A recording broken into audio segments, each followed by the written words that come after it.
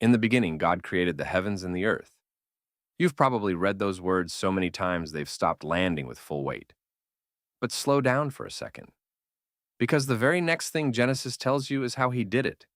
He spoke, and God said, "Let there be light." And there was light. Not, and God built light. Not, and God assembled the components of light. He said it, and it happened. And then he said the sky into existence, and the land, and the seas, and the sun, and the moon, and every living thing. He spoke, and reality reorganized itself around his words. Now fast forward about 1,500 years to a Greek island called Patmos. An elderly man named John picks up a quill and begins writing a gospel, a biography of Jesus. And he doesn't start with a manger or a genealogy or a story. He starts with a word, one word. And that word changes everything. In the beginning was the Word, and the Word was with God, and the Word was God. In Greek, the word John uses is logos, and logos doesn't translate neatly into English. In Greek philosophy, logos was the principle of cosmic reason, the rational force that gives the universe its order and coherence. The Stoics used it. Heraclitus wrote about it. It was in the intellectual air of the ancient world. But John is not doing philosophy. He's doing something far more radical. He's saying that this logos, this ordering principle behind all of reality, is not an abstract force. It is a person.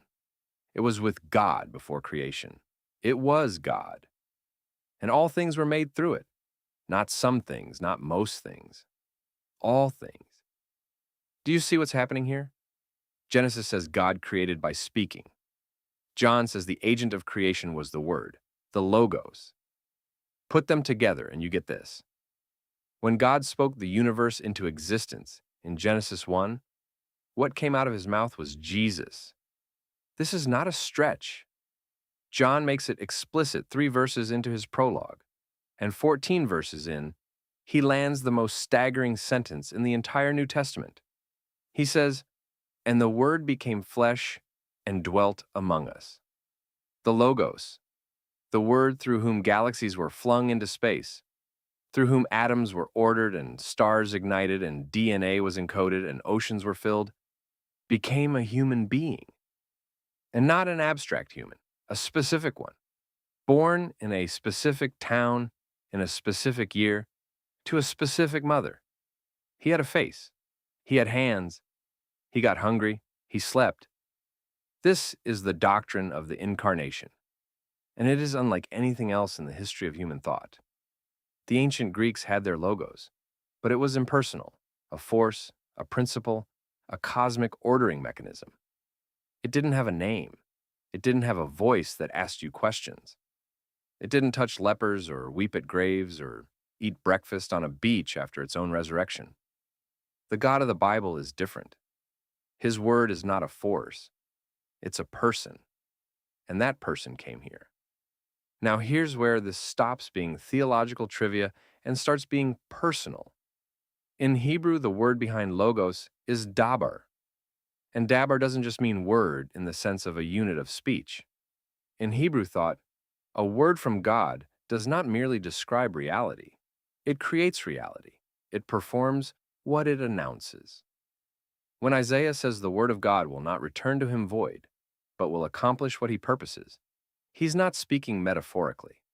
He is describing a property of divine speech. God's words do things, which means this.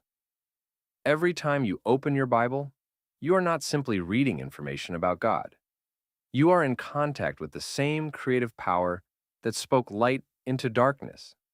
The same logos that ordered the cosmos is active in the text you are reading. Hebrews chapter 4 says, "The word of God is living and active, sharper than any two-edged sword, piercing to the division of soul and spirit." Not was, is, present tense. Still moving, still creating, still ordering things that are in disorder, still bringing light into places that are dark. And here is perhaps the most personal implication of all. John chapter 1 says that to all who received the Logos, who believed in his name, he gave the right to become children of God. The same word that created you is the word that can remake you. The same voice that said, "Let there be light," at the beginning of creation is the same voice that speaks into the darkness of your specific life, your specific losses, your specific places of disorder. This is why Christians have always read Scripture as more than history. When you sit down with this text, really sit down with it, slowly, attentively. Something is happening that is categorically different from reading any other book. You're not just receiving information from a distance. You are in contact with a living word, with a person who was there when the first photon existed and who knows your name. The universe was spoken into existence, and the one who spoke it has not gone silent.